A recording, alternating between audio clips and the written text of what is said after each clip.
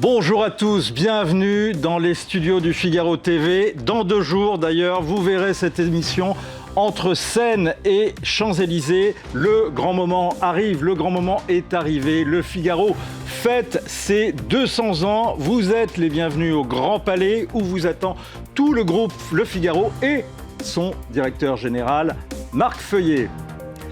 Il est à lui seul une plume et même une page du Figaro. Jean-Marie Roire a ressuscité le Figaro littéraire. Il viendra évoquer avec nous cette page d'histoire du Figaro et également la passion qui lie notre titre à la littérature. Et puis, sous la voûte du Grand Palais, vous aurez des conférences, des lives musicaux avec Patrick Bruel, des soirées avec Fabrice Lucchini, une exposition à couper le souffle à la manœuvre. Guillaume Perrault, rédacteur en chef au Figaro et co-commissaire de l'événement, il est aussi l'invité de ce numéro spécial de Point de vue.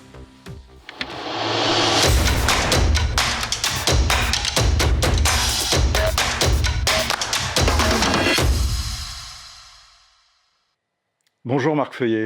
Bonjour Vincent. Alors ça y est, c'est parti. Plus de 2 ans de préparation pour 3 jours de célébration et 200 ans, si on peut dire, de révélation. Voilà, c'est le grand moment pour nous.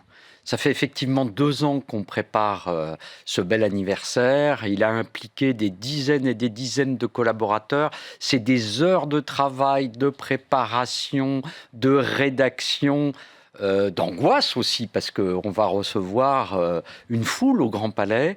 Et le moment arrive bientôt pour à la fois cette belle exposition et puis tous ces événements dont vous avez parlé, ces débats, ces conférences. Les inscriptions d'ailleurs sont encore un peu ouvertes cette semaine, Oui. Mais il faut se dépêcher parce que c'est gratuit en plus. Hein.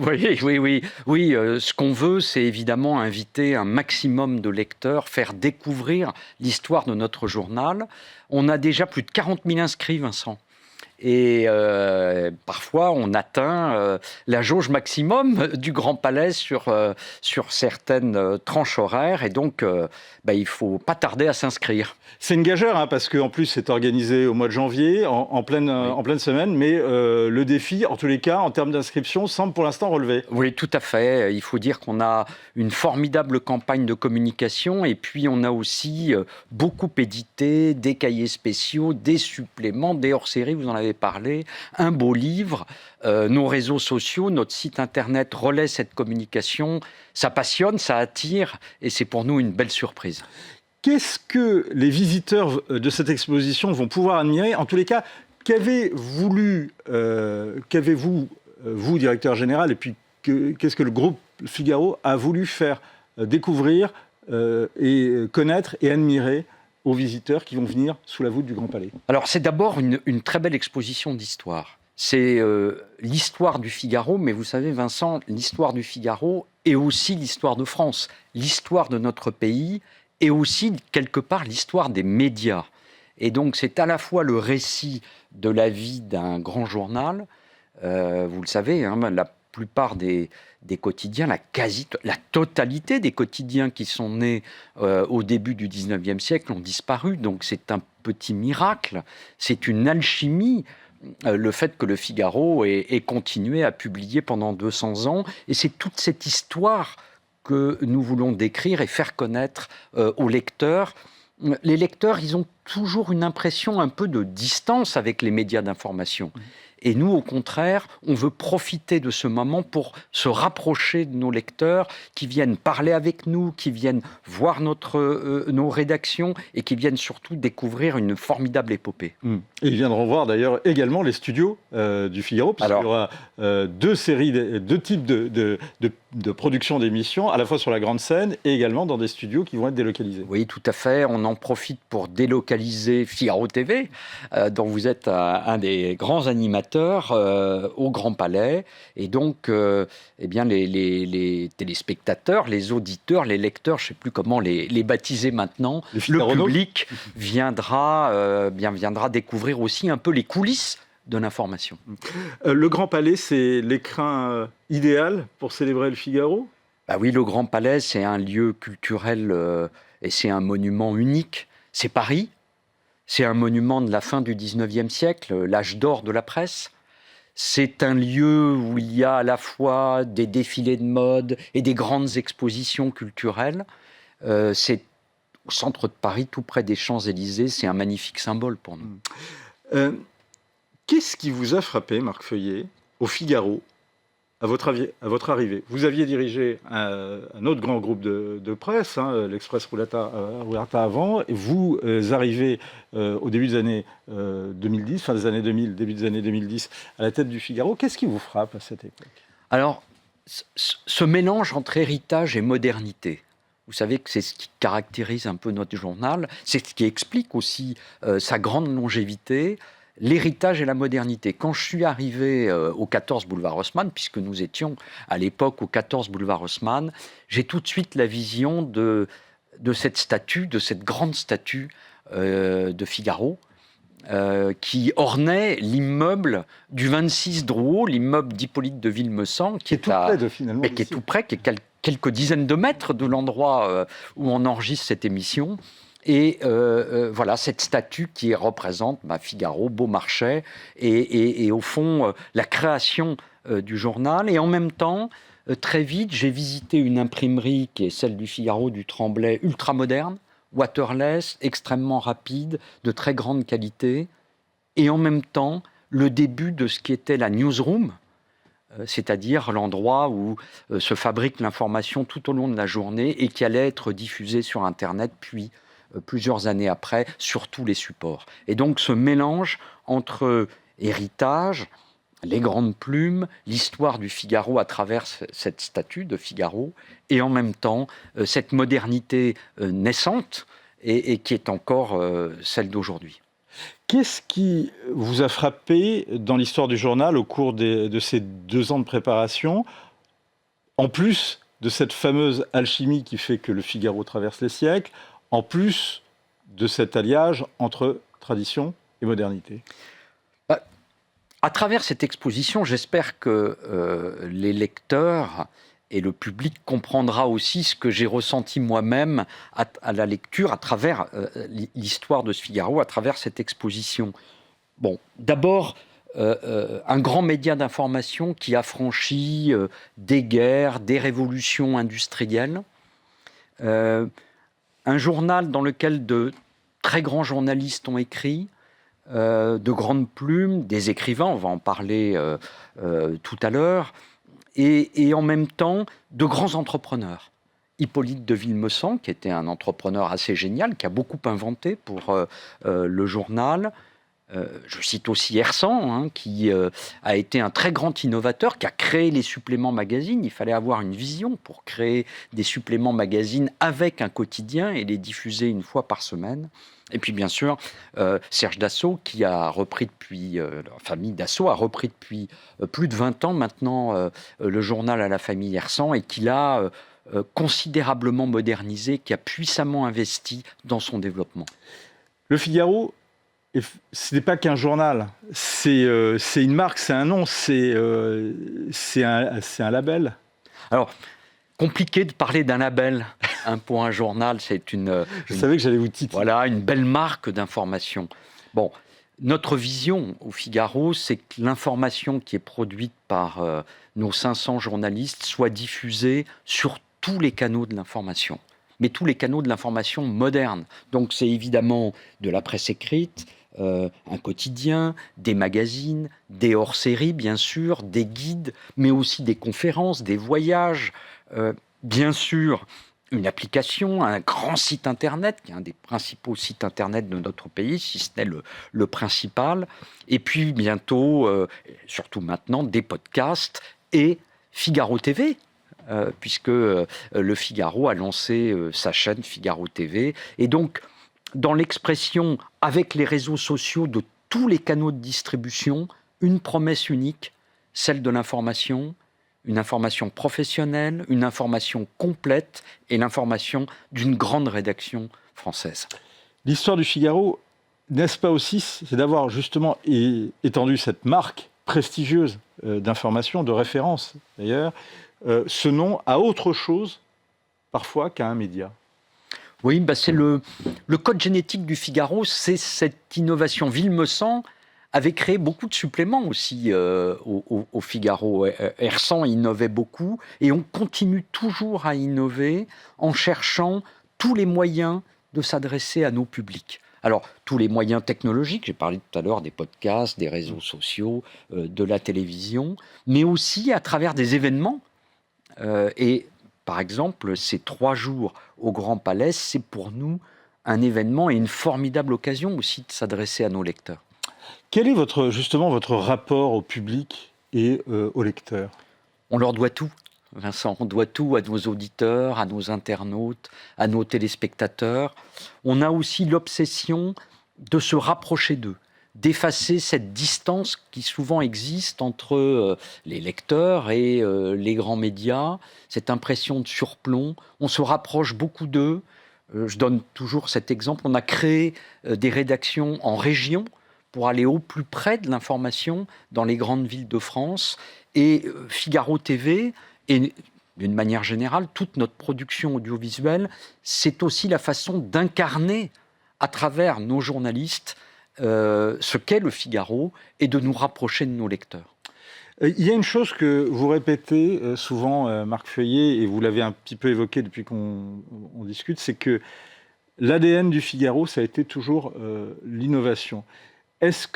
En quoi, finalement, l'innovation a permis le miracle de continuer ce titre qui repart en 1866, mais qui traverse effectivement bien des épreuves, à la fois des chutes de vente à un moment, ou bien, et bien évidemment, des pages tragiques, que ce soit la Première et surtout la Deuxième Guerre mondiale. Oui, les occasions sont multiples pour les médias d'être fragilisés. Sont des entreprises très spécifiques. Il faut produire de l'information qui est immédiatement périssable. C'est un énorme effort en réalité que de produire une information complète et de la distribuer dans notre pays. Plusieurs choses, je crois. D'abord, le Figaro ne s'est jamais trompé. Alors c'est prétentieux de dire ça de ma part, bien sûr, il nous est arrivé ponctuellement évidemment de nous tromper, mais dans les grands choix de notre pays, nous n'avons pas fait d'erreur. Or, les médias d'information, ils périssent aussi parce qu'ils se sont trompés à un moment donné, ils n'ont plus été en adéquation avec les grands choix de notre société, les enjeux de notre pays. Le Figaro, vous le savez, a été un journal dreyfusard, et a défendu Dreyfus face aux accusations. Il a été gaulliste au moment où le général de Gaulle est arrivé pour redresser le pays. Il a aussi fait son devoir lors de la Deuxième Guerre mondiale en se sabordant et en évitant d'être interdit de reparution comme la quasi-totalité des quotidiens. Il a fait les bons choix. Ça, c'est à mon avis la première raison. Je le disais tout à l'heure, il a su trouver des grands patrons de rédaction et des entrepreneurs qui l'ont rénové. Et puis, c'est un journal aussi qui accueille volontiers l'innovation, qui accueille volontiers les défis. Il a, dans son ADN, une curiosité, une acceptation pour tout ce qui est nouveau, alors même qu'il a des valeurs et qu'il est fier de ses valeurs et qu'il a une identité très forte, à la fois sur le plan politique, sociétal, économique. Et donc c'est cet ensemble singulier qui, à mon avis, explique sa longévité. Il y a un défi à l'heure actuelle, aujourd'hui, on ne va pas se mentir, Marc Feuillet, c'est le défi des GAFA, avec en plus l'intelligence artificielle, le phénomène des fake news, des informations. Est-ce que les médias, encore aujourd'hui, ont un avenir par rapport à cette déferlante venue de la Silicon Valley ? Alors, ces grandes plateformes américaines et maintenant chinoises, elles nous intermédient, comme on dit. C'est-à-dire qu'elles se placent entre nous et nos lecteurs, à travers les appareils mobiles, à travers les moteurs de recherche, à travers les plateformes de réseaux sociaux. Donc elles sont un peu un écran entre nous et nos lecteurs. Et en même temps, c'est une formidable opportunité. Une de nos grandes fiertés, c'est d'avoir beaucoup plus d'audience et beaucoup plus de lecteurs que jamais le Figaro n'a eu au cours de cette histoire. Chaque jour, c'est entre 5 et 6 millions de personnes qui, à un moment donné, lisent, écoutent, voient un article, une interview, une vidéo du Figaro, que ce soit sur un réseau social, que ce soit sur Google ou que ce soit sur nos applications. Donc, une opportunité, s'adresser au plus grand nombre, et le Figaro en a puissamment profité, et en même temps un défi économique, puisque, au fond, elle prélève une grande partie de la valeur créée par nos contenus et ne nous rémunère pas, évidemment, suffisamment pour notre travail éditorial. Donc c'est un énorme défi que de sensibiliser le public, les autorités politiques, à la nécessité d'avoir une régulation qui permette à de grandes rédactions dans notre pays, mais aussi ailleurs, de continuer à faire ce travail de journalisme professionnel auquel on tient tant. Le Figaro fête donc cette semaine ses 200 ans. À quoi ressemblera le Figaro dans 200 ans? Alors c'est évidemment impossible à dire. Plutôt des vœux que je formule. Bon, d'abord qu'il reste fidèle à ses valeurs, à son identité. Il a une vision singulière de la société, singulière des rapports humains, une vision politique qui lui est particulière, un regard aussi sur l'art de vivre, sur le patrimoine. Et ça, j'espère que ça restera à travers ces 200 ans. Et puis qu'il soit, comme aujourd'hui, un média qui compte pour notre pays et qui permette à nos lecteurs de s'intéresser, de s'enthousiasmer, de se passionner. Si un lecteur, ou une lectrice, un auditeur, une auditrice, un téléspectateur, une téléspectatrice vient vous voir et vous dit: Marc Feuillet, de quoi êtes-vous le plus fier depuis que vous avez pris les rênes du Figaro, et si vous regardez sur ces 200 dernières années? Je crois que c'est d'avoir confiance en l'avenir. Regarder le passé, être fier de son passé, c'est ce qui, je crois, est le cas de tous ceux qui travaillent au Figaro ou qui y ont travaillé. Et j'ai noté que beaucoup de journalistes, de collaborateurs qui ont travaillé au Figaro, qui n'y sont plus par les hasards de la vie, en disent du bien, sont fiers d'y avoir collaboré, et en même temps, une grande confiance dans l'avenir. Et c'est ça, je crois, qui m'enthousiasme le plus, qui me donne aussi beaucoup de fierté et de détermination, c'est de voir que tout le travail qui a été entrepris permet d'avoir confiance en l'avenir. Merci beaucoup Marc Feuillet. Il y a encore quelques places, donc je note... Il faut se précipiter. Précipiter sur le site. L'exposition du bicentenaire, c'est cette semaine. Donc vous allez sur le site du Figaro pour vous inscrire. C'est gratuit, mais vous l'avez compris, attention, dépêchez-vous. Bientôt complet, 14, 15, 16 janvier. Vous le voyez. Au cœur de l'histoire du Figaro, il y a les grandes plumes, les grands écrivains. Donc les journalistes sont des auteurs, mais les auteurs aussi sont des journalistes. À l'image de Jean-Marie Roire, ancien directeur du Figaro littéraire et membre de l'Académie française. Alors on va revivre avec lui quelques pages illustres de cette histoire d'amour des Mozart de la plume et du titre dont le nom est celui d'un héros littéraire. Une histoire qui continue aujourd'hui avec l'hommage de plumes qui sont toujours aussi grandes. Pour moi, le Figaro, c'est une maison de famille. J'y ai fait mes débuts comme jeune journaliste au Figaro littéraire avec Jean-Marie Roire. Et il y avait un vent de liberté, il y avait beaucoup de joie, beaucoup d'insolence aussi qui circulait parmi nous. Donc j'ai une sorte de dette affectueuse envers ce journal.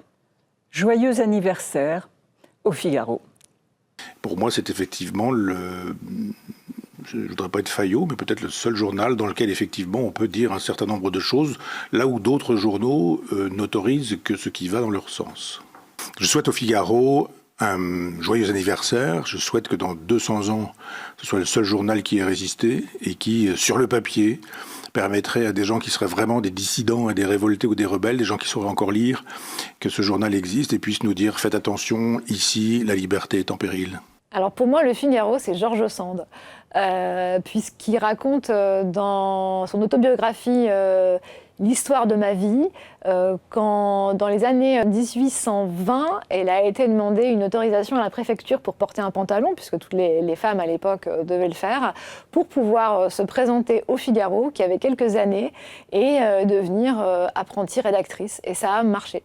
Donc bon anniversaire Le Figaro, et surtout bon anniversaire le pantalon de George Sand, parce que ça fait exactement 200 ans, cette anecdote. Bonjour Jean-Marie Roire. Bonjour. Pourquoi le Figaro entretient un lien aussi fort, aussi constant avec les écrivains ? Je crois que ça fait partie de ses gènes. Et je dois dire, c'est ce qui m'a enthousiasmé quand je suis entré au Figaro, très jeune, parce que j'avais 23 ans, et avec très peu de diplômes, il faut bien l'admettre. Et que je me précipitais le soir, parce que je faisais la permanence de nuit au service politique, dans les combles où il y avait les archives. Et je feuilletais le journal et je voyais les articles de Proust, les articles de Maupassant, tous ces grands articles de Mauriac, les articles de Paul Morand. C'est extraordinaire. C'est extraordinaire ce fond vraiment si important de la littérature dans l'image du Figaro. Et il me semble que c'est ce qui a permis au Figaro d'avoir ses idées politiques, d'être un journal conservateur, mais en même temps de déborder cette image un peu rigide par les écrivains. Parce que ce qui est particulier chez les écrivains, c'est qu'ils sont de leur camp tout en débordant leur camp. Regardez l'exemple de Mauriac. Mauriac, c'est formidable de voir à quel point Mauriac correspondait au Figaro, parce qu'il a été vraiment l'image du Figaro, comme d'Ormesson après. Les grandes images du Figaro sont des images d'écrivains avec des positions politiques et, d'une certaine façon, qui permettaient, au fond, à des adversaires du Figaro de lire le Figaro. Et pourtant, est-ce un lieu commun, une idée reçue ? C'est en tout cas une idée répandue, ressassée. Un bon journaliste ne peut pas être un bon écrivain. Pardon, mais je crois que c'est une idée complètement idiote. Ce qu'il y a de vrai, c'est que la tentation... Moi, j'ai commencé par être écrivain. Mon livre a été refusé. Je me suis dit, il faut bien que je fasse quelque chose. Je vais te rattraper un petit peu, Jean-Marie. Et il faut bien que je fasse quelque chose. Et j'ai fait un mariage de raison avec le journalisme. Mais je ne pouvais pas imaginer que ça me plairait autant. Parce que ça vous permet, et c'est là où ça rejoint la littérature, de défendre... Moi, ce qui m'a passionné, c'était la défense d'un certain nombre d'innocents, comme l'affaire Omar Haddad, comme des choses. C'est-à-dire que c'est un instrument au service des autres. Et dans ce domaine, on ne peut pas dire qu'il y a une opposition. Ce qui est dangereux dans le journalisme, c'est que quelquefois, vous faites un article assez rapidement, et tout le monde vous en parle. C'est qu'un livre, vous allez mettre 1 an, 2 ans, 3 ans, on peut très bien ne pas vous en parler. Donc, vous avez la tentation de rester dans le journalisme pour le plaisir immédiat que ça peut donner. Voilà, c'est une question morale, mais c'est pas une question... Il y a de très grands...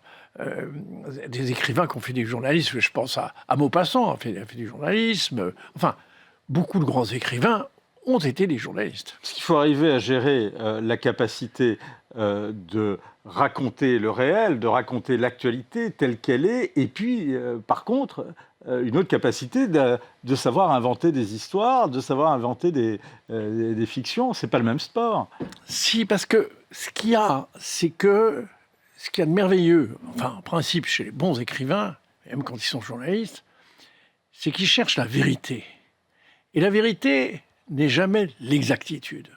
L'exactitude, même chez les journalistes qui ne sont pas écrivains, si vous voulez, ça ne suffit pas, l'exactitude. Ce qu'il faut, c'est apporter quelque chose de plus qui est de l'ordre de la vérité, qui est une sorte de personnalisation. Alors, c'est là qu'entre une autre question, qui est la question de l'honnêteté. Voilà, l'honnêteté, vous avez des journalistes qui sont dans un certain nombre de journaux, pas au Figaro, mais des militants politiques qui agissent pour un camp. Voilà. Mais autrement, je crois que le fait, ce qu'apportent les écrivains dans le domaine journalistique, vous le voyez bien, c'est l'exemple de Mauriac, ça donne une éternité. Parce qu'un article de Mauriac, il passera les siècles. Les articles qui sont limités à certains journalistes qui peuvent être talentueux. Ils ne dépasseront pas ces siècles. L'exposition donc qu'on va admirer au Grand Palais sur l'histoire du Figaro sera aussi un parcours qui forcément invitera à redécouvrir les grands écrivains des 200 dernières années. Alors, même si le journal devient à partir de 1866 un grand quotidien d'information générale, c'est ce que vous nous dites, il reste fidèle à ses origines de critique littéraire et artistique. Vous le voyez quand vous arrivez donc au journal en 1967. Finalement, s'il y avait un conseil à donner au public qui va venir au Grand Palais, plus de 40 000 inscrits, nous disait à l'instant Marc Feuillet, s'il y a un parcours littéraire à faire, ou un parcours littéraire que vous aimeriez refaire, revivre au sein du Figaro, ce serait auprès de quels écrivains ? Vous savez, moi j'ai la passion des écrivains, j'ai la passion de la littérature, parce que je pense que la littérature, comme la mystique, donne un sens à l'existence. Elle embellit l'existence, elle permet de donner une dimension, elle permet de se situer, elle permet de comprendre les autres et de se comprendre soi-même. Donc je trouve ça tellement important. Mais il y a tellement... Alors là, on a un embarras du choix, parce que vous avez... Dans le panthéon de Jean-Marie Roy, vous avez, au Figaro. Moi, en tête, je crois que je mettrais... Sauf Jean d'Ormesson, on va y revenir. Jean-Marie En Roy. tête, je mettrais Mauriac. Voilà, Mauriac, qui a eu des problèmes au Figaro, puisque, d'une certaine façon, à un moment, vous savez, il était en faveur de la décolonisation sur le Maroc, et donc il était en opposition, il était obligé de quitter d'ailleurs le Figaro. Mais tout en quittant le Figaro, il était toujours du Figaro, parce que c'était sa nostalgie, et puis il y avait cette entente merveilleuse avec Pierre Brisson. Il faut reconnaître le rôle de Pierre Brisson, qui s'est entouré d'écrivains et qui a fait venir énormément d'écrivains au Figaro. Pierre Bresson, qui relève le journal dans les années 30, les finances sont exsangues après la revente du journal, après la période de François Coty, et qui va lui permettre également de traverser la Deuxième Guerre mondiale et les années 50 et 60. Et vous arrivez justement après cette époque. Et vous quittez le Figaro dans les années 70 avant d'y revenir en 1986. Et Robert Hersant, que vous n'aimez pas au début, a mis un point d'honneur à développer le Figaro littéraire, qui n'était à l'époque, jusque-là, qu'une rubrique. Ouais. Alors, c'est vrai qu'avec Robert Hersant, la vie est tellement compliquée et passionnante, parce que c'est vrai qu'en 75, j'avais fait jouer la clause de conscience contre Robert Hersant, qui est le repreneur du journal. Et 10 ans plus tard, j'avais créé un supplément littéraire au Quotidien de Paris avec Philippe Tesson, et Robert Hersant m'a demandé de revenir. Autre grande plume. Autre grande plume du Figaro. Et Robert Hersant m'a demandé de venir, et je me suis dit, quand même, je vais me déjuger. Et puis, ma rencontre avec Robert Hersant a été tellement passionnante. Et cet homme, vraiment, tout de suite, m'a donné tous les moyens de recréer ce journal. Donc, et j'ai passé, je dois dire, une vingtaine d'années absolument merveilleuses où je ne dépendais que de lui. Il voulait que je dépende uniquement, il n'y avait pas du directeur de la rédaction, mais de lui. Et ça m'a permis de faire venir énormément de grands écrivains. Ionesco a publié son testament chaque semaine. Il y avait des historiens comme le Roi d'Adurie, comme Éric Roussel. Enfin, et puis de jeunes écrivains que j'avais mis le pied à l'étrier, comme Dominique Bonnat, comme Éric Nehoff. Voilà. Et vraiment, c'était passionnant parce que il y avait des gens très différents. Il y avait à la fois des gens très jeunes qui avaient à peine leur bac, et puis des gens très vieux comme Marcel Schneider, qui avait 90 ans. Et tout ça s'entendait très très bien, justement parce qu'il y avait ce lien merveilleux de la littérature. Vous faites partie des plumes de ce journal, donc entré dans le plus prestigieux temple des lettres, qui est l'Académie française, et ça continue d'ailleurs avec l'élection de notre confrère et collègue Éric Nehoff. Il y a un homme à part donc dans cette histoire récente, et vous ne pouvez pas vous empêcher d'en parler tout de suite dès qu'on échange avec vous sur le Figaro. Vous lui avez consacré tout un livre, tout un dictionnaire même amoureux, c'est Jean d'Ormesson.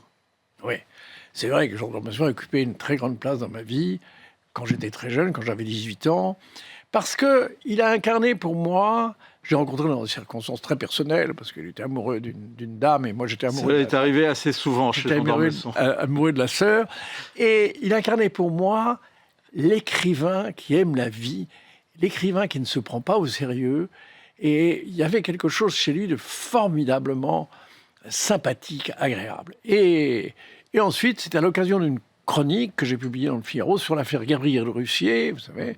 Et il a lu cette chronique, il m'a invité à déjeuner, et là a commencé une amitié qui a duré très longtemps, avec des moments difficiles, mais surtout, ça a vraiment été pour moi d'être en présence d'un homme qui incarnait l'esprit français. Parce que je crois que le succès de Jean d'Ormesson, c'est qu'il conciliait à la fois l'ancien régime et la modernité. Il était à la fois un homme des privilèges, mais en même temps un homme de la méritocratie, puisqu'il était agrégé. Et il incarnait vraiment cet esprit français qui consiste à être à la fois léger en apparence et profond dans la réalité. Alors, il y a une autre constante du journal, Jean-Marie Roire, c'est la capacité à traquer les faits et à les défendre et à les dire, même si c'est à rebours de l'opinion des lecteurs. Et on a deux exemples qui nous viennent en tête, puisque vous êtes là. Il y a bien évidemment l'innocence de Dreyfus. Et plus près de chez nous, une cause qui vous a été chère, c'est le sort d'Omar Haddad. Oui. Et bien là, oui, c'est formidable, parce que ce journal conservateur, et ça, je dois dire rendre hommage à Franz-Olivier Gisbert, eh bien, j'ai écrit une dizaine d'articles, avec lesquels d'ailleurs... Qui sera là demain, d'ailleurs. Une partie de la rédaction n'était pas tout à fait d'accord, les informations générales, bref, ils étaient en désaccord, eux considéraient qu'il n'y avait pas de problème, qu'ils étaient coupables. Eh bien, Franz-Olivier Gisbert m'a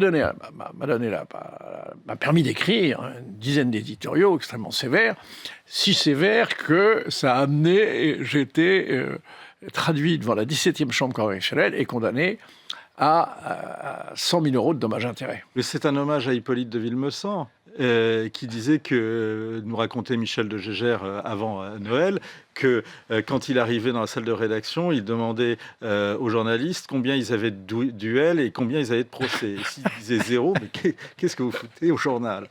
C'est un peu ce que je pense. Et d'ailleurs, après ma condamnation en 100 000 € de dommages-intérêts, on a voulu me retirer ma Légion d'honneur. Et je dis aux gens de la Légion d'honneur, vous pouvez me la retirer, mais vous savez, un journaliste qui n'est jamais condamné, est-ce que c'est vraiment un journaliste? Alors vos rapports, d'ailleurs nombreux avec l'institution judiciaire et quelques groupes de pression, vous ont inspiré une pièce très enlevée, d'ailleurs, qui a été jouée au Théâtre de Passy. Il y a un livre qu'on recommande, d'ailleurs. Vous avez connu, d'ailleurs, deux époques, les années qui ont suivi donc la mort de Pierre Brisson jusqu'à l'arrivée de Robert Hersan, puisque vous revenez en 85. Il y avait une différence très nette entre ces deux époques. Je dirais que y avait la première époque était une époque de vraiment, c'était un vieux journal avec tout ce que ça peut comporter de traditions, de gens extraordinairement originaux. Il y avait des originaux, mais c'était extraordinaire. De ce point de vue-là, ça continue. Ça continue, oui. Mais disons, c'était des originaux, cette bourgeoisie, parce qu'au fond, c'était un peu le classement des enfants de la bourgeoisie qui étaient là, d'aristocratie. On leur envoyait déjà toutes les strates originales de père en fils. Vous voyez, il y avait la famille Brisson de père en fils. Et donc la deuxième partie était peut-être plus professionnelle, voilà, professionnalisme plus grand. Voilà, donc c'était... Mais ces deux périodes, moi j'ai adoré les deux périodes, j'ai passé beaucoup de... Ça a été pour moi un très grand bonheur. Je vais vous dire une chose. La reconnaissance que je voue, notamment au Figaro et plus largement au journalisme, c'est que je n'ai jamais eu le sentiment de travailler. Quand j'allais à mon bureau, j'avais l'impression que j'allais m'amuser. M'amuser parce que c'était passionnant. Écrire des articles, c'est passionnant. Diriger des équipes, c'est passionnant. Découvrir de jeunes écrivains, c'est passionnant. C'est-à-dire, j'étais toujours dans la passion, toujours dans la joie, et j'espère que j'en donnais un peu à mes collaborateurs et que j'ai essayé à tout prix, parce que quelquefois, le travers du journalisme, c'est de se trouver avec des gens qui, pour des raisons, ça arrive très rarement au Figaro, même presque jamais, peuvent être des emmerdeurs. Voilà, ça c'est terrible. Dans la vie, mais il n'y a pas que dans le journalisme. Et j'ai essayé de ne pas être justement ce genre de personne qui impose sa vision. J'ai essayé, et la littérature le permet, de laisser les gens libres d'écrire ce qu'ils ont envie d'écrire. Est-ce que, pour vous, Jean d'Ormesson est l'horizon indépassable? Est-ce que François Mauriac est la seule incarnation? S'il y avait trois écrivains à garder du Figaro, en tous les cas à recommander d'urgence? Non, parce que moi je ne suis pas, c'est pas les Jeux Olympiques. Je crois qu'il faut éviter, justement en matière littéraire, de dire le meilleur, le moins bon. C'est quand même extraordinaire d'avoir eu des articles de Proust. C'est merveilleux de se dire que on a eu quelqu'un comme Proust qui a écrit des articles et qui en a fait un thème de son livre. Dans son livre, il est là, le matin, il attend la parution du journal où il va y avoir son article dans le Figaro. Vous voyez, non, je crois que... Et c'est très bien raconté d'ailleurs dans le dernier numéro du Figaro hors série, où justement on a toute la saga de l'attente de l'article le matin dans le Figaro. C'était parfaitement raconté. Voilà, et puis tout ça, c'est dans l'atmosphère romanesque, puisque c'est grâce à Gaston Calmette qui plus tard va être assassiné. Donc, je crois... Je dirais, ce qui est important au Figaro, ce sont ces gènes littéraires qui ont fait, je crois, que le Figaro n'est pas un journal comme les autres. Avec l'avènement du numérique, l'omniprésence des écrans, finalement, est-ce que le seul moyen de sauver le journalisme écrit n'est pas finalement la volonté, le goût, le désir d'écrire? Est-ce que, en gros, ce ne sont pas les romanciers, les écrivains, les théâtreux qui sauveront le journalisme écrit? C'est difficile de le dire, mais je pense qu'en effet, ce qui est très important, c'est d'être personnel. Voilà. Moi, je crois que il faut, dans tous les domaines, quand on est personnel, avec des qualités personnelles et une originalité, eh bien, c'est très important. C'est un ensemble, le journaliste, c'est un ensemble de personnalités. Que souhaitez-vous au Figaro pour ses 200 ans, Jean-Marie Roy?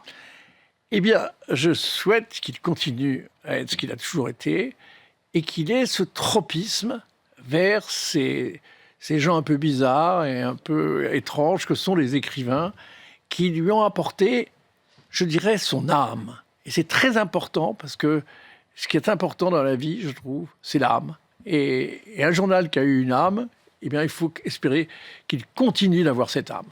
Merci de nous avoir raconté un peu de cette histoire d'une âme, Jean-Marie Roy.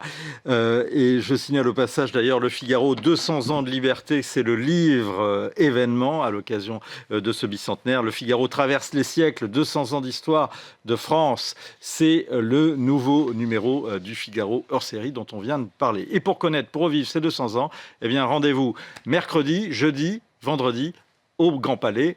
Bande annonce. Le Figaro fête ses 200 ans. Du 14 au 16 janvier 2026, rendez-vous au Grand Palais. Pour la première fois, le Figaro dévoile 2 siècles d'histoire avec une exposition exceptionnelle. Plus de 201 photos, affiches, archives et des images inédites de l'INA.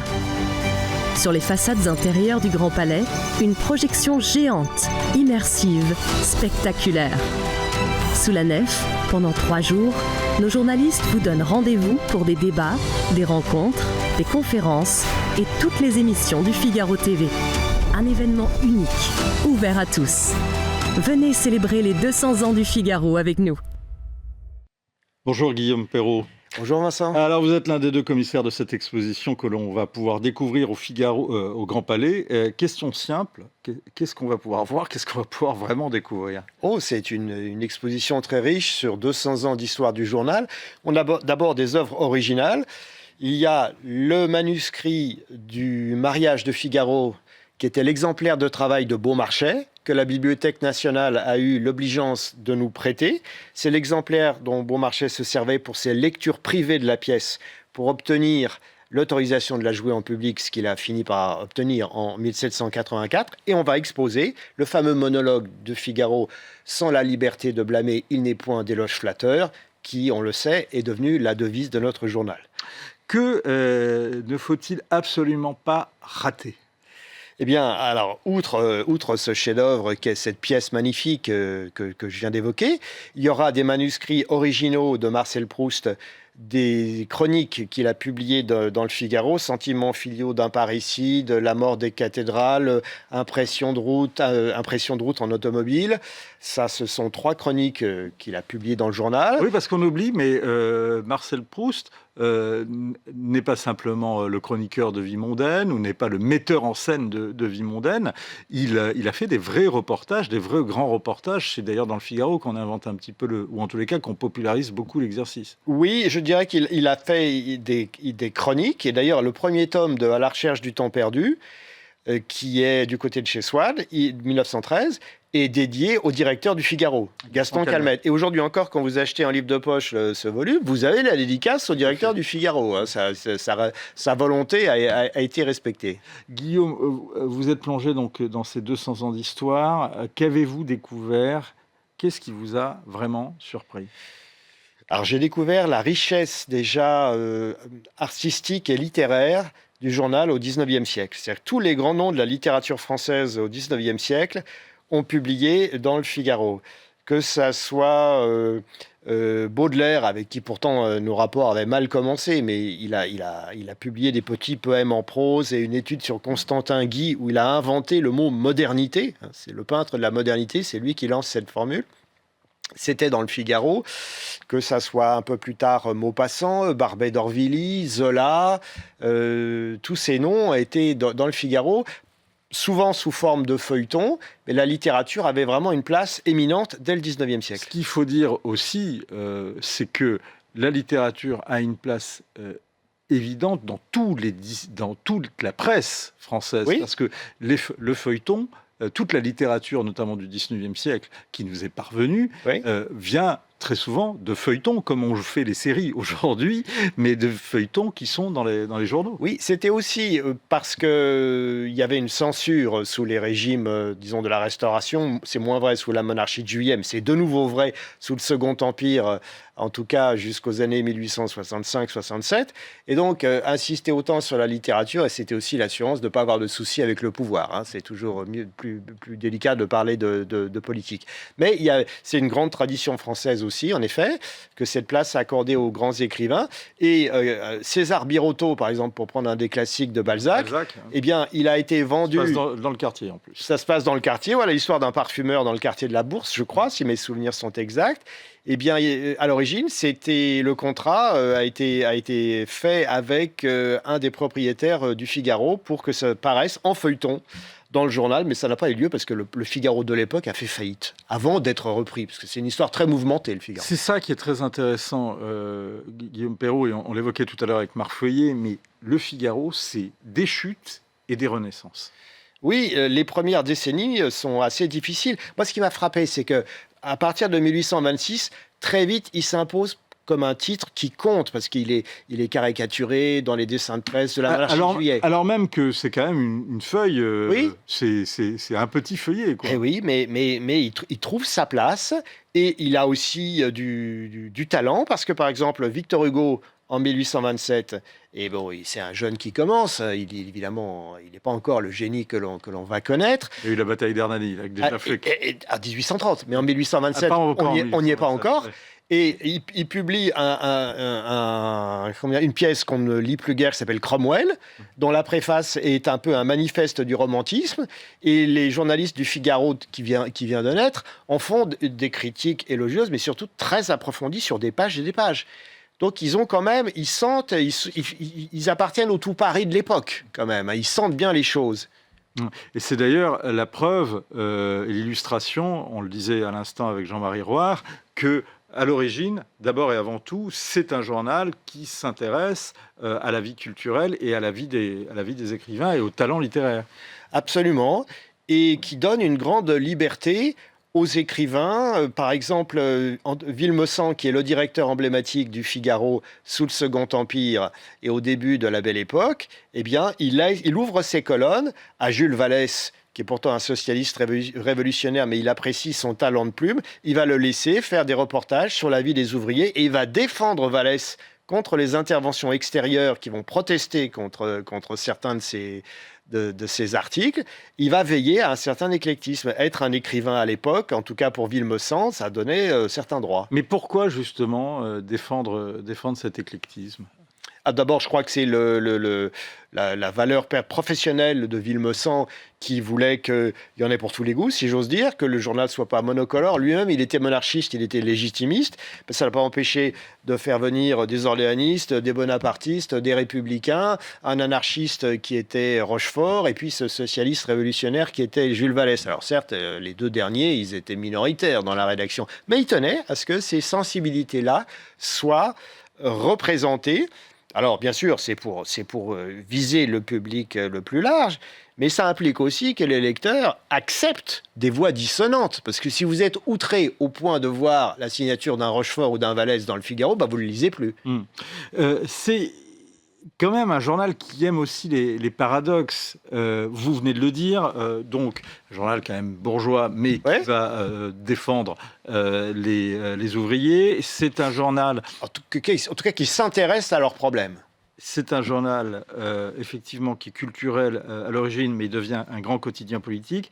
On y trouve des écrivains reclus, mais on y invente aussi le grand reportage. Le public est de droite et on est capable, effectivement, d'encenser des écrivains de gauche. En tout cas, de leur ouvrir nos colonnes. Zola... Mais à l'époque, il n'était pas encore une conscience de la gauche. Dans les années 1860, il écrit dans le Figaro. Il est même moqué un peu par certains à gauche à cause de ça. C'est le porte-parole du naturalisme qui est très mal vu dans le lectorat conservateur, parce qu'on considère que c'est un écrivain qui parle d'immondices, de choses qui n'ont pas leur place normalement dans les romans. Villemessant l'impose quand même parmi les signatures du journal. C'est pas forcément pour le côté sulfureux, parce que quand on voit ce qui a été écrit sur Baudelaire qu'on trouvait trop sulfureux, on voit soit qu'il y a eu une évolution, ou en tous les cas... Il y a aussi des éreintements d'abord. Il y a eu des attaques très dures contre Zola et aussi contre les Fleurs du Mal de Baudelaire. Ça n'empêche pas le journal, sans beaucoup d'état d'âme, je dois dire, ensuite de leur tendre la main et de leur ouvrir ses colonnes. Il y a un autre paradoxe, c'est que le Figaro, qui est donc réputé bourgeois, plutôt parti de l'ordre, plutôt calme, finalement n'hésite pas à aller jusqu'au bout de sa vie. C'est le destin tragique, vous le disiez, de Gaston Calmette. Oui, alors l'histoire de Gaston Calmette est un peu compliquée. Il a gravi tous les échelons au Figaro en 30 ans. Il est devenu directeur du Figaro dans les premières années du XXe siècle. Il a beaucoup fait pour asseoir le sérieux du journal. C'est lui qui a sorti, pas seul, mais il était un des deux journaux, qui a sorti l'affaire des fiches contre les officiers qui étaient notés par des loges du Grand Orient en raison de leurs opinions politiques ou de leur foi religieuse. Donc bon, c'est un vrai journaliste, c'est pas n'importe qui. C'était aussi un homme de monde. Et il y a cette histoire tragique où il va lancer une campagne de presse très virulente contre Joseph Caillaux, le ministre radical, président du Parti radical en 1913, qui défendait l'impôt sur le revenu, qui n'existait pas dans la France de l'époque. Il y a aussi d'autres contentieux. Dès l'origine, se montre adversaire et hostile à l'instauration de l'impôt sur le revenu. Totalement, le Figaro de l'époque. Je rappelle d'ailleurs que l'impôt sur le revenu n'a pas toujours existé, donc il commence en 1914. Il commence en 1914 et le Figaro a été très opposé, très hostile à l'impôt sur le revenu, comme tous les conservateurs, tous les libéraux, tous les modérés et même certains radicaux à l'époque, parce que c'est un sujet, aujourd'hui ça peut paraître étrange, mais beaucoup de Français trouvaient cet impôt injuste et inquisitorial. Prenait sur le revenu des gens qui travaillaient. Autre phénomène, on l'évoquait avec Jean-Marie Roire, l'attachement aux faits qui va jusqu'à aller parfois à rebours des opinions du public. C'est notamment le cas avec l'affaire Dreyfus. Oui, alors l'affaire Dreyfus, ça étonne beaucoup de gens, mais le Figaro a été le quotidien qui a lancé l'affaire Dreyfus. Ça, c'est tout à fait incontestable. On est à l'automne 1897. Les défenseurs de Dreyfus, les premiers, et la famille même, se sont tournés vers le Figaro parce que c'est le lectorat naturel du milieu social de la famille Dreyfus, puisque le capitaine Dreyfus, en sa qualité de d'officiers, de juifs et de bourgeois n'avaient aucune raison de se tourner vers la gauche socialiste de l'époque, puisque c'était plutôt des titres d'antipathie. Pour eux. Et c'est ce que rappelait d'ailleurs Richard Malka récemment à votre place, en disant qu'à l'époque, la gauche est antisémite. Oui, alors, bon, il faut peut-être pas généraliser, mais en tout cas, il y a un antisémitisme de gauche, ça oui, ça c'est évident. C'est très répandu. C'est clair. À l'époque, oui, c'est tout à fait vrai, mais il faut bien voir la chronologie. Donc, en 1897, en effet, quand le Figaro lance l'affaire Dreyfus, Jaurès critique le Figaro dans un journal qui s'appelle La Nouvelle République, c'est un peu l'ancêtre de l'Humanité, et il reproche au Figaro son dreyfusisme. Le dreyfusisme du Figaro n'est pas porté par Jaurès au crédit du Figaro, il est porté à son débit en 1897. Il changera d'avis l'année suivante sur l'affaire, progressivement, il va évoluer au cours des mois. Mais ce qui est tout à fait étonnant, c'est qu'on a oublié le rôle du Figaro dans l'affaire Dreyfus. Tout le monde a en tête le magnifique article de Zola dans le J'accuse, dans le journal de Clémenceau en janvier 1898, mais tout le monde a oublié la campagne de presse du Figaro qui l'a précédé et qui l'a rendu possible. On a oublié le Figaro. Vous aviez conclu d'ailleurs, un jour vous aviez raconté cette histoire, c'est toute la tragédie de la droite. On traverse d'ailleurs, en termes de tragédie, en tous les cas, on traverse toutes les tragédies du XXe siècle avec le Figaro. Oui, alors bien sûr, 14-18, parce que comme toute la presse, le Figaro accepte la censure au nom de l'Union sacrée et participe à l'Union sacrée. Donc il y a parfois des articles qui sont caviardés par la censure. Quand on regarde les journaux de l'époque, parfois vous avez la une du Figaro avec des blancs. C'est pas fréquent, mais ça arrive. Ça, c'est la censure militaire qui a coupé. Ils n'acceptaient pas que telle partie d'un article paraisse pour une raison ou une autre. Il y a des textes qui renseignent sur le climat de l'époque, et des souscriptions pour des marraines de guerre, des choses comme ça. Et puis, l'autre grande épreuve de la France, c'est la Deuxième Guerre mondiale. Alors là, le Figaro l'a vécu de plein fouet, puisqu'en mai-juin, le journal quitte Paris au moment où les Allemands s'approchent. Et il accompagne les pouvoirs publics d'abord à Tours, puis à Bordeaux. Puis quand l'armistice est signé, le Figaro veut aller en zone qu'on appelait à l'époque libre, d'abord à Clermont-Ferrand, puis s'installe à Lyon, où il va paraître jusqu'en novembre 1942. Et après, interrompre sa parution suite à l'invasion de la zone libre par l'armée allemande. Et reprendre, finalement, en août 1944. C'est ça. Le Figaro, Guillaume Perrault, c'est aussi des formidables innovations. Et on le disait toujours dans ces chutes et ces renaissances, on a la force parfois de créer. Alors, le Figaro TV en est tout à fait l'illustration. Les podcasts que vous évoquiez tout à l'heure, Marfeuillet, qui sont dirigés aujourd'hui par Aude Cérès. Mais il y a également toujours cette volonté, ces entrepreneurs qui trouvent toujours des idées qui font continuer à vivre cet esprit, cette marque, ce nom du Figaro. Oui, c'est une tradition très ancienne. Par exemple, les petites annonces sont apparues en 1875. Cher à François Hollande. Ah bon ? Et il lisait le Figaro pour avoir les petites annonces. Vous le découvrirez. Ah oui, ça j'ignorais. Donc ça, c'est dès 1875. Le premier supplément économique du Figaro, c'est 1924. Vous avez des pleines pages sur l'actualité du cinéma à la fin des années 20. Et si on considère l'après-guerre, il y a des innovations. Alors, le grand reportage, par exemple, on oublie souvent qu'il y a 17 prix Albert Londres, quand même, 17, qui ont été décernés depuis 1948 à des grandes plumes du journal. Ça montre le prestige, l'importance du grand reportage dans nos colonnes à partir de l'après-guerre.